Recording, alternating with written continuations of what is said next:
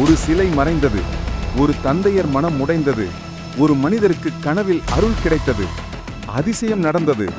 அதுவே இன்று நாம் பார்க்கும் கோணாங்குப்பம் ஆலயம்.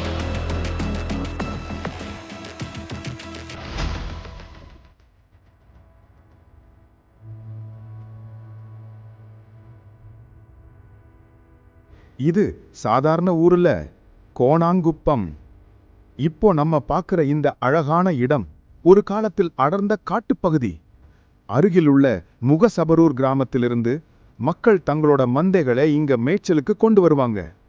17ஆம் நூற்றாண்டுல இத்தாலிய மிஷனரி பாதிரியார் பெஸ்சி ஏலக்குறிச்சிக்கு 2 அன்னை மரியாள் சிலைகளோட பயணம் செய்தாரு. காடு வழியாக வந்த அவரு சோர்வடைந்து ஓய்வெடுக்க ஒரு மரத்தின் கீழே படுத்தாரு. அச்சமயம் அருகே விளையாடிக் கொண்டிருந்த குழந்தைகள் விளையாட்டுத்தனமா சிலைகளில் ஒன்றை புதருக்கு பின்னால மறைச்சு வச்சிட்டாங்க. தூக்கம் கலைந்து எழுந்தபோது சிலையில் ஒன்று காணாமல் போயிருந்தது. எவ்வளவோ தேடியும் சிலை கிடைக்காததால கனத்த மனதுடன் அவர் அங்கிருந்து புறப்பட்டார்.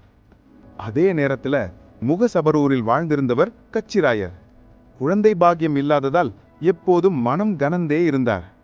ஒரு இரவு அவரது கனவில் அன்னை மேரி தோன்றி, கச்சிராயரே, நான் காட்டு வழியில் தனியாக இருக்கிறேன். என் சிலையை கண்டுபிடித்து அந்த இடத்தில் ஒரு ஆலயம் கட்டு, இதனால் உங்களுக்கு குழந்தை பாக்கியம் கிடைக்கும் அப்படின்னு சொன்னாங்க. அடுத்த நாள் கச்சிராயர் காட்டுக்குச் சென்றார்.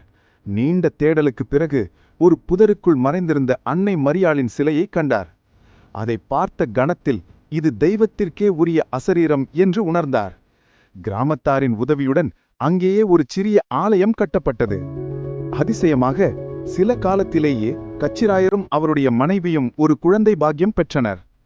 இந்த அற்புதம் பற்றி ஃபாதர் பெஸ்சி கேட்டதும் அவர் உடனே கோணாங்குப்பம் வந்தார். அவர் இழந்த சிலை ஆலயமாக மாறியிருப்பதைக் கண்டு மனமுருகினார். அங்கேயே தங்கி தமிழில் தனது பணிகளை தொடர ஆரம்பித்தார். தமிழில் பல படைப்புகளும் அங்கேயே உருவானது. பின்னர் மணிலாவிலிருந்து ஒரு அழகிய புதிய சிலை வரவழைக்கப்பட்டது. தமிழ்நாட்டு பாரம்பரிய உடையுடன் குழந்தை இயேசுவை தன் கையில் தழுவிக்கொண்டிருக்கும் அந்த அன்னை மரியாள் உருவம் இன்றும் இந்த ஆலயத்தின் முக்கிய தெய்வமாக உள்ளது. வருடாண்டு திருவிழாக்கள். ஒவ்வொரு ஆண்டும் ஜனவரி 14இல் கொடியேற்றத்துடன் தொடங்கி ஜனவரி 23இல் தேரோட்டத்துடன் இந்த ஊராட்சி முழுக்க கொண்டாட்டமாக மாறுகிறது. இந்த வீடியோ பிடிச்சிருந்தா லைக், ஷேர், சப்ஸ்கிரைப் பண்ணுங்க.